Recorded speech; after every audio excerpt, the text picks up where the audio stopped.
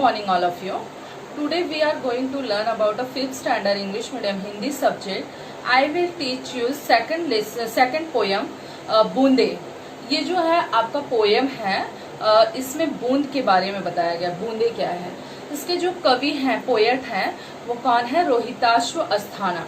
रोहिताश्व अस्थाना जो कवि हैं, पोएट है, उन्होंने अपने पोएम के जरिए यह मोटिवेट किया है कि हमारी लाइफ में बूंद जो है, ड्रॉप जो होते हैं, उसका कितना इम्पोर्टेंस है. और उसके जरिए हम सब, जब रेन ड्रॉप होता है तो हम सभी की लाइफ में कितना क्या हो जाता है, ग्रीनरी हो जाता है. न कि सिर्फ हमारी, बल्कि क्या, जो एनिमल्स हैं, जो बर्ड्स हैं, जो फील्ड है, सभी जगहों पर क्या होता है, ग्रीनरी हमें दिखाई देता है. तो कवि ने, पोएट ने ये बताया है कि हमें एक बूंदे जो है, इसके जरिए क्या होता है, हर्षोल्लास, बहुत हैप्पी फील करते हैं हम सभी लोग. उन्होंने अपने इस पोएम के जरिए हमें बताया कि हम जैसे ही बारिश का मौसम आता है, वैसे ही हम सभी लोग क्या होते हैं, बहुत ज्यादा एक्साइटेड हो जाते हैं, बहुत ज्यादा खुश हो जाते हैं. और उस रेन ड्रॉप्स में हम सभी लोग क्या करते हैं, इंजॉय करते हैं. जो बर्ड्स होते हैं, जो एनिमल्स होते हैं, जो प्लांट होते हैं, ट्री होते हैं, सभी जगहों पर हमें ग्रीनरी दिखाई देती है. तो अभी मैं पोएम आपको टीच करती हूँ. रिमझिम गाती बूंदे, धरती पर है आती बूंदे. कवि ने क्या कहा है कि रिमझिम गाती बूंदे, मतलब जैसे ही बारिश की जो बूंदे हैं, जो ड्रॉप्स हैं, वो जब गिरते हैं तो क्या होते हैं, ऐसे हमें महसूस होता है कि जब वो धरती पर गिरते हैं तो ऐसा लगता है जैसे कि वो गाना गा रहे हैं. तो उनके गाने की जो आवाज होती है बूंदों की, वह होती है रिमझिम. तो कवि ने हमें ये फील कराया है कि यहाँ पर बूंद जो है वो हम सभी को एक गाने के जरिए मनोरंजन करवाती है. सेकंड है कि जो खेतों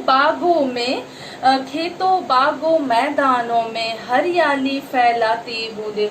जो खेत मतलब फार्मर, और जो कि फील्ड बोलते हैं, और बागों मीन्स होता है गार्डन, जो ग्राउंड है, फील्ड है, और फिर ग्राउंड है. सभी चारों जगहों पर क्या होती है, हरियाली फैलाती बूंदे. कवि कहते हैं कि खेतों बागों मैदानों में हरियाली फैलाती बूंदे.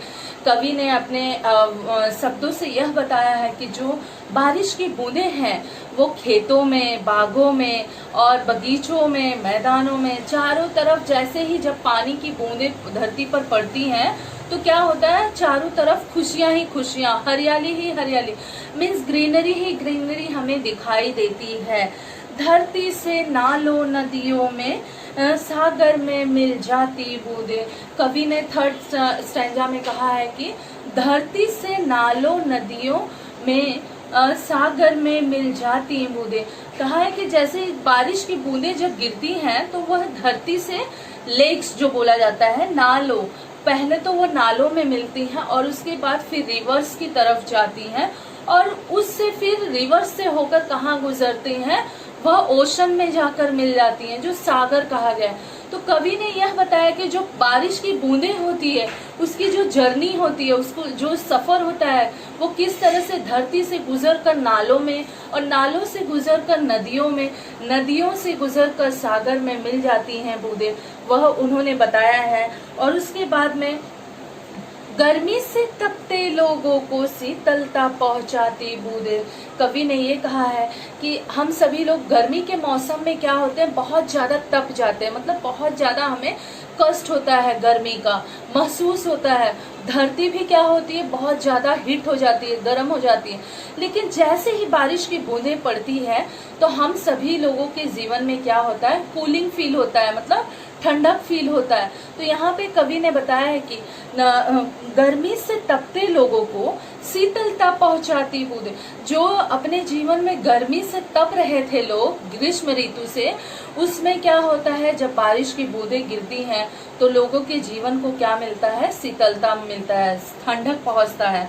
अभी लास्ट है, जो लास्ट सेकंड है, जो मेढक मोर पपीहे कोयल सबका मन हर्षाती बूंदे.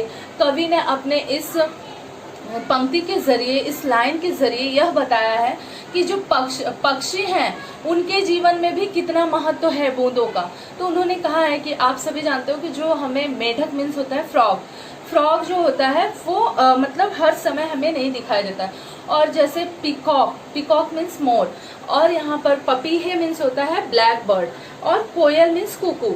तो यहाँ पे ये जो बर्ड्स के नाम बताए गए हैं कि ये सब भी क्या कर रहे हैं, जैसे ही धरती पर बारिश की बूंदें गिरती है वैसे हर्षोल्लास हो जाते हैं, मतलब बहुत खुश हो जाते हैं, और उनका मन जो है वो एकदम हैप्पी फील करता है, जिसकी वजह से क्या करते हैं, मेढक को आप देखोगे उसी समय वह बारिश के ही मौसम में क्या होते हैं, हमें धरती पर देखने को मिलते हैं।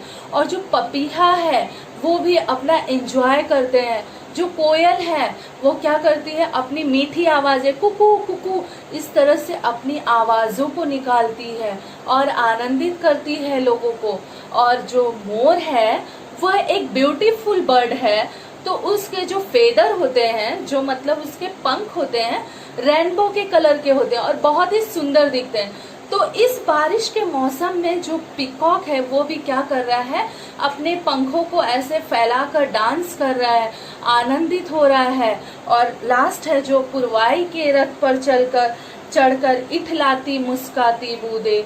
तो कवि ने यह बताया है कि पुरवाई का रथ मतलब होता है, यहाँ पर एक कल्पना किया है, यहाँ पर एक थिंकिंग की है, इमेजिनरी थिंक किया है कि पूर्व दिशा की तरफ से जो हवाएं आती हैं, ऐसा लग रहा है मानो पुरवाई के रथ पर चढ़कर इठलाती मुस्काती बूंदे। ऐसा हमें महसूस हो रहा है कि यह जो बूंदे हैं वो पूरब की तरफ से आने वाली हवाओं पर बैठकर, हवाओं के रथ पर बैठकर इठला रही। इठलाना मतलब होता है नखरे दिखाना, मतलब नखरे दिखा रही हैं, मुस्कुरा रही हैं। तो कवि ने इस बूंद जो कविता है इसके माध्यम से क्या किया है, लोगों के जीवन को आकर्षित बनाया है, लोगों के जीवन को संबोधित किया है कि हम सभी के जीवन में जैसे ही धरती पर बूंदें गिरती है हम सब क्या करते हैं, हर्षोल्लासित हो उठते हैं, हर्षोल्लास से भर जाते हैं।